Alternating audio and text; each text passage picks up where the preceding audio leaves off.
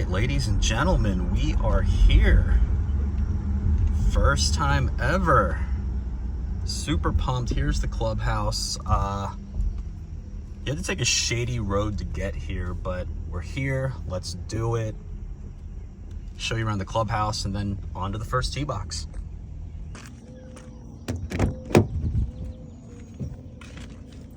You know it's going to be a good course, good day. We're popping the fresh ones. And here we go, Whiskey Creek viewers, welcome to another video. This is a course, it's been probably on my bucket list to play for at least a couple years now, if not longer. For anyone that lives on the East Coast or in the DMV area, you just know this is one of the premier courses, public courses, I should say. Obviously, there's probably better ones in Maryland, congressional. But yeah, if you have the opportunity to play this, you definitely should check it out. And just as a fun fact, I remember, I think it was, might have been like a year ago. I think I had the opportunity to play this, PB Dye, and Worthington Manors. So for those that are from Maryland, know the area, I think you all know those are like, what, 10, 15 minutes apart from each other. I ended up playing Worthington Manor out of the three, but man, I wish I played this one. Really, really liked it. So here we are, just giving you a quick tour of the pro shop and the clubhouse and a little bit of the practice putting green. But anyway, yeah, it's going to be awesome. For those that have maybe never heard of this course, well, one, you're crazy, but then again, it might be an East Coast thing.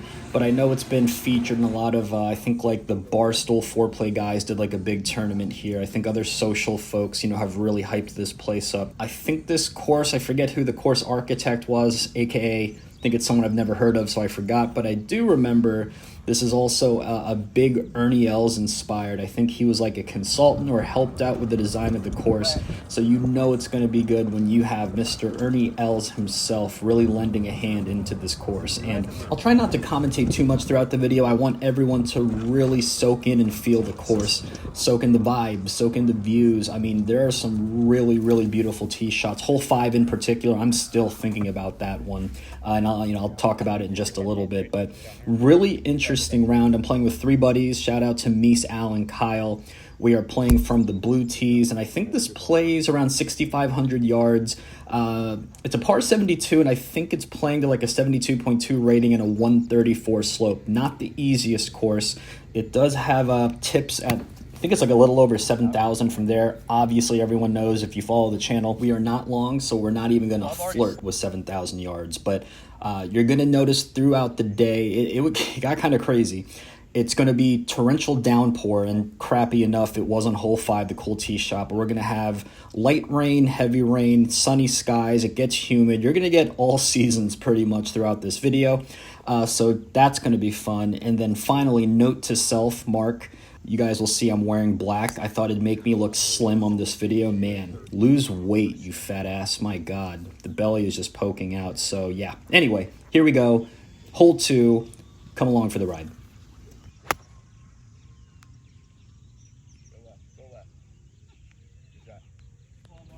So while the course is pretty unique with, crazy tee shots, you have water, you have stones, you have, some narrow tee shots. You get a good variety, which is why I love this course. But look at this putt. I think one thing you'll learn quickly, and I think the video might not do a good job showing it on certain holes, but, man, the greens, and I don't know if the greenskeeper was just pissed off today, but there were some ridiculous placed greens. I don't think I had a flat putt all day. Everything breaks. Everything's tiered. So shout out to, Whiskey Creek with, making this, and, this was like a Sunday pin behind there, but shout out to them making this a really fun, hard course to play. As I mentioned all that, look at this. Good roll, no big deal. I mean, I'm just the putting god. I think that was a 60-footer for birdie. If we're draining that on hard greens, I mean, it's going to be a good day. And then take a look at this narrow tee shot. So if you haven't noticed by now, we've had a super wide open tee shot. We've had a linksy style one in hole 2. Now we have a narrow one with trees on both sides, with undulation everywhere on the fairway. Man, this course is just gorgeous so far, and we're only on hole 4.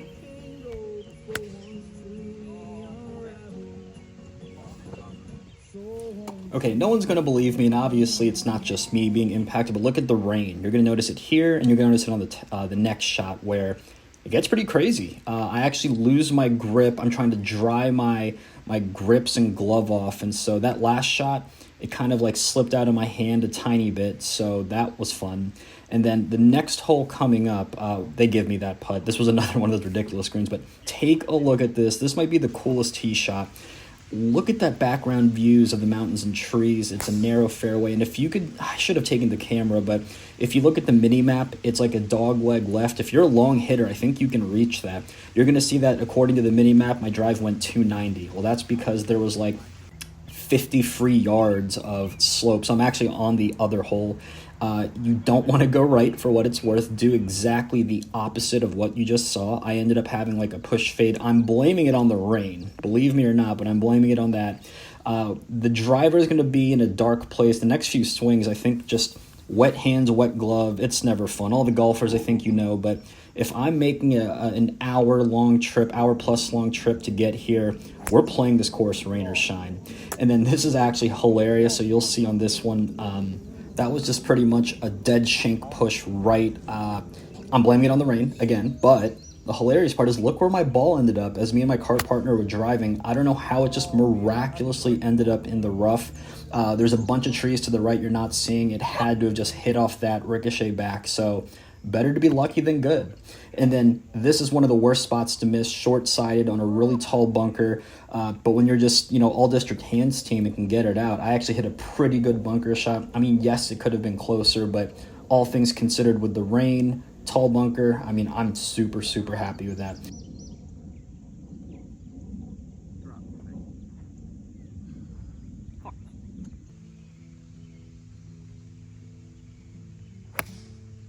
Draw. Reset. Seriously, who pissed off the greenskeeper? Look where that pin is. Super far left, tucked behind bunkers. So while this is a short par 3, I decided to play a little safe meat of the green, middle green, and this is what it leaves you with. However, if I could go back, and I'm definitely coming back, there's a few shots that I'd want back. This might be one of them, and then I'll call out the number one that I still regret to this day, which will be on hole 16, 17. Anyway, I'll call it out later, but safe golf, boring golf, just got to play it first time around. Would love to break 80 and play to my handicap. You simmer down now. Stop that. Did you slip?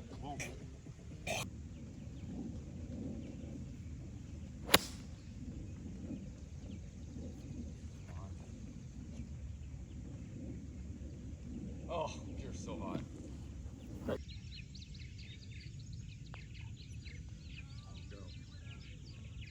Yeah, I basically said I don't necessarily just I don't know enough.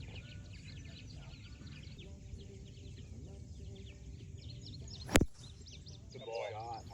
And here's another example of why this course is so cool. So you can take a safe line like me, kind of just aim for middle of the fairway, or if you're a long hitter, high risk, high reward, you can see on that mini map, you can cut off so much yardage if you take the tiger line. You need like I want to say it was like 260, 270 cover for that bunker. So for long hitters, you're probably salivating at this. But again, the fact you have all these choices makes you think, just love, love, love courses like that.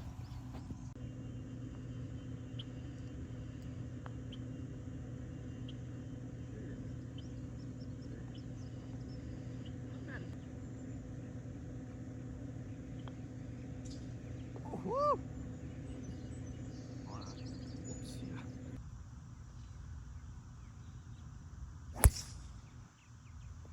Over. I think it's over. I think it's good. Yeah, that boy. You're gonna love that. Yeah, I cheated the fuck out of it. By the way, love how I'm a greedy asshole and went for the tiger line there and actually covered all of that just to do this. Chunky monkey wedge. I think we had like 105, and I think I chunked it 80 yards. So we are putting off the green. Man, it's all about short game, right? That was just really, really sad. But back to that drive for a moment from my rant earlier of how, this course makes you think off the tee. You can cheat it, you can cover. You only need about 230 to cover that bunker, so I went for it, which is exactly, I drive it maybe 230, 240 cover with the 250, 260 rollout. So again, makes you think. And then this is one of the shots I'd love to have back. I tried to play a middle green, faded over. It faded way too much. And for what it's worth, you missed the, I think it landed like top of the rocks, rolled down. I think I saw my ball, I didn't want to go get it. So I take a drop, I hit on, and then we two putt. So we double that hole. That one sucks. You know, we were 4 over for the entire front 9, and we're basically 2 over right after that already. Just yikes, not how you want to start. And then look at this lie. I don't know if you can tell from the camera, but ball is way above your feet. Again, another cool tee shot where you want to take precision and maybe stay top of the hill instead of distance, but I decided to rip driver, and that's what I get. I get an uneven lie, ball above my feet, which I chunk again, about 30 yards short. So let's try to rely on the short game here.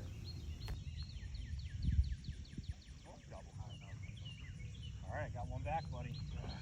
Putting the pressure on your ass. I'll be fucking 5 iron.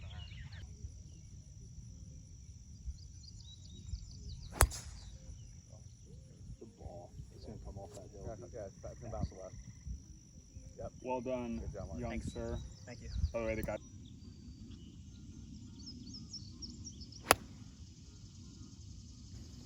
So as you're probably noticing, you can see the sun is fully out. For anyone that's ever been in the DMV area in the summer, especially after it rains, my God, it was humid. My shirt, it was soaking wet, and I couldn't tell if it was from the rain previously or me just sweating bullets the last 20 minutes. It was so hot. And I find it funny how, you know, the greens are actually faster.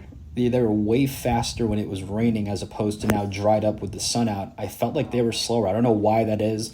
Any scientists out there who can explain that and why that happens, but I don't think it's a coincidence that the green started slowing down a little bit. I leave a lot of my putts short, but whatever. Guess that's golf. Gotta adapt.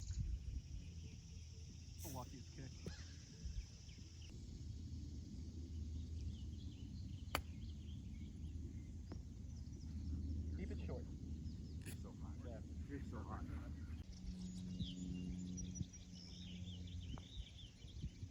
This hole is goddamn terrible. You really hate to see it. That officially puts us at 8 over, and now I'm going to need to birdie one of these last few holes in order to break 80. Luckily, there are 2 par 5s left, so let's just hang on and see what we can do.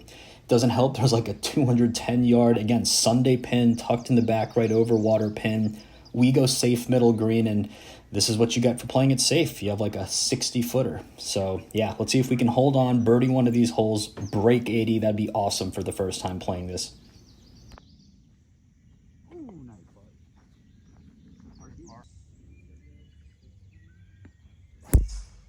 Good ball. Good, Mark. Really good. Very good. Better not.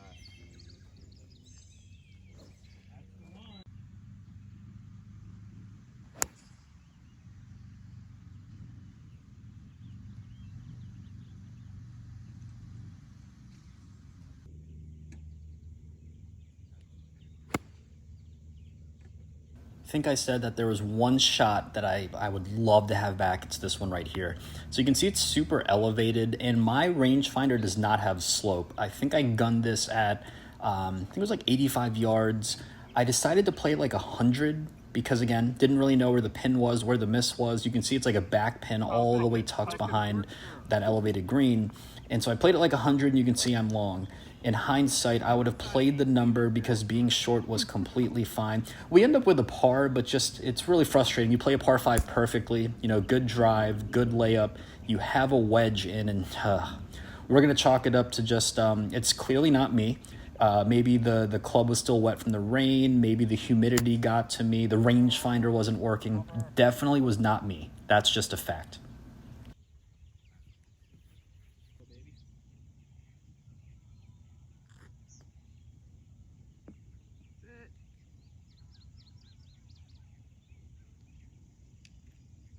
Oh, for the love of God, stay up.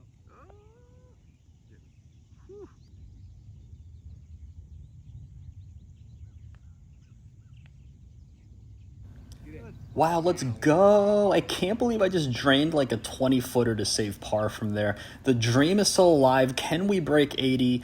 And this is probably the most ridiculous tee shot. So people at Whiskey Creek, if you're the managers, the owners, I'm sure you've heard stories of this, but take a look at this. Oh, you went in. my God! What are the...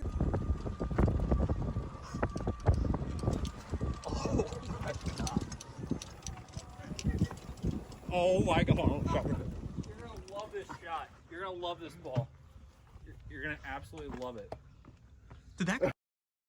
So hole 18, I believe, is the signature hole. It has that stone structure that you saw in the middle of the fairway, kind of like a choose your own adventure. Go left or right. Left cuts off a lot, right's safer, but I don't know how the rules are. Luckily, the buddies I was playing with said I get a free drop, but that's just, what are the odds of me hitting it into a window, into there? Man, I'm sure it's happened plenty of times, but at least I got it on film. Here we are. We hit a perfect hybrid to about 60 yards. I throw a dart. Ladies and gentlemen, the dream alive. Can we drain this for birdie? Can we do it?